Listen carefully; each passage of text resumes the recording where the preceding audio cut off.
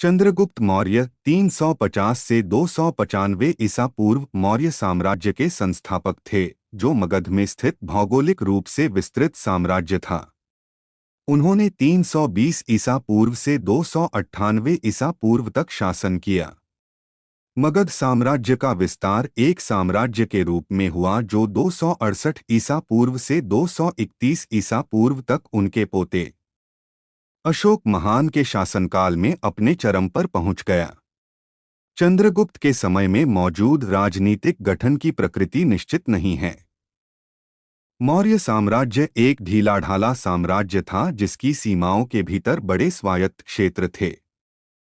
चंद्रगुप्त अपनी शक्ति को मजबूत करने से पहले सिकंदर महान ने एक और बड़े साम्राज्य, संभवतः नंदा साम्राज्य का सामना करने की संभावना के कारण हुए विद्रोह के कारण 324 ईसा पूर्व में अपना अभियान छोड़ने से पहले उत्तर पश्चिम भारतीय उपमहाद्वीप पर आक्रमण किया था। चंद्रगुप्त ने नंद साम्राज्य और दक्षिण एशिया में सिकंदर के साम्राज्य से नियुक्तियां गठित यूनानी क्षत्रपों दोनों को हराया और जीत लिया।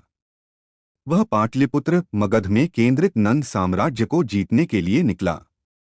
बाद में चंद्रगुप्त ने अपनी पश्चिमी सीमा का विस्तार किया और सुरक्षित किया, जहां सेल्यूसिड मौर्य युद्ध में उनका सामना सेल्यूकस प्रथम निकेटर से हुआ। माना जाता है कि 2 साल के युद्ध के बाद चंद्रगुप्त ने संघर्ष में बढ़त हासिल कर ली और हिंदू कुश तक के क्षत्रपों पर कब्जा कर लिया।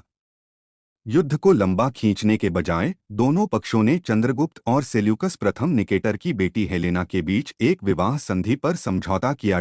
चंद्रगुप्त का साम्राज्य पूरे दक्षिण एशिया में फैला हुआ था, जो आधुनिक बंगाल से लेकर अफगानिस्तान तक, उत्तर भारत तक फैला हुआ था और साथ ही मध्य और दक्षिण भारत में भी फैला हुआ था।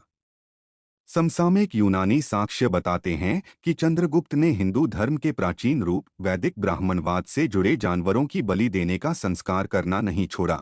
उन्हें शिकार करने और अन्यथा जीवित प्राणियों के प्रति अहिंसा के जैन अभ्यास से दूर जीवन जीने में आनंद आता था। चंद्रगुप्त के शासनकाल और मौर्य साम्राज्य ने आर्थिक समृद्धि, सुधार, बुनियादी ढांचे के विस्तार और सहिष्णुता का युग स्थापित किया। उनके क्षेत्र और उनके वंशजों के साम्राज्य में कई धर्म पनपे।